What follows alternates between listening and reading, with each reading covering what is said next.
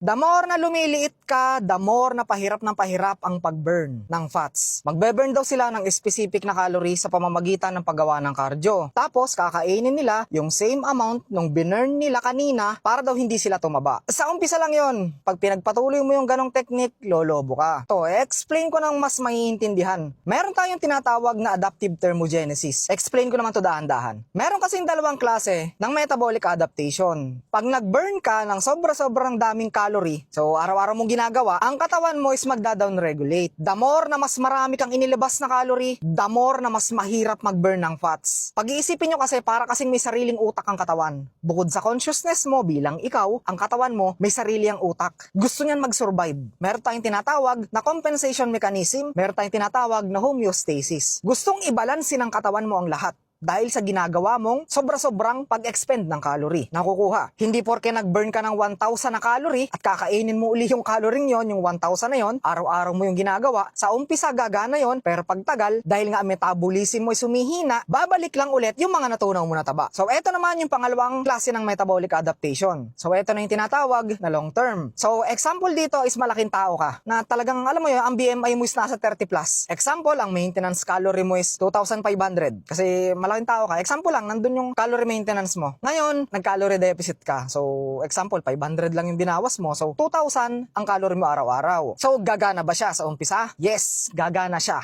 100%. Hanggat nasa calorie deficit ka, gagana talaga siya. Ngayon, eto na. Dahil nga nababawasan ka ng timbang, pumapayat ka, yung 2,000 na calorie mo, hindi na siya 2,000. Nagbabago yon kada lumiliit ka. Kasi ang katawan mo is nagde-demand na ng mas maliit na calorie dahil maliit ka. So, yung 2,000 na calorie na yon is hindi na pwedeng 2,000. Ganon nagwo-work ang metabolic adaptation. Yung 2,500 mo na maintenance calorie, hindi mo na ma-maintain yun sa 2,500. Lolobo ka ulit. Kung dati nakakapag-burn ka ng 5 pounds sa loob lang ng ilang araw, talagang nakakita mo na, 3 pounds, 5 pounds yung nabawas sa akin. Pero kapag pumayat ka na, yung 5 pounds na yon, aabuti na yon ng matagal na panahon. Lalampas na yun ng isang buwan. Hindi na siya kagaya ng dati. So, disclaimer lang. So, itong mga sinasabi ko is para lang sa mga taong walang medical condition. Kung may medical condition ka, sa mga doktor at sa dietitian ka pumunta, wag sa akin. So, meron tayong compensation mechanism na ganon. Kaya ito, may kikwento lang ako sa inyo, Mountie. Kaya ako humahanga sa Diyos. Kasi, nag-aaral ako ng fitness, pinag-aralan ko yan about sa katawan ng tao. Doon ko naiisip kung gaano katalino ang Diyos. Pagdating sa pagbuo niya ng katawan ng tao, yung paggawa niya sa sistema ng katawan ng tao, kung paano mag-survive sa isang bagay kapag nahihirapan, ang talino, sobrang galing. Sobrang galing. To the point na, hahanga ka kasi,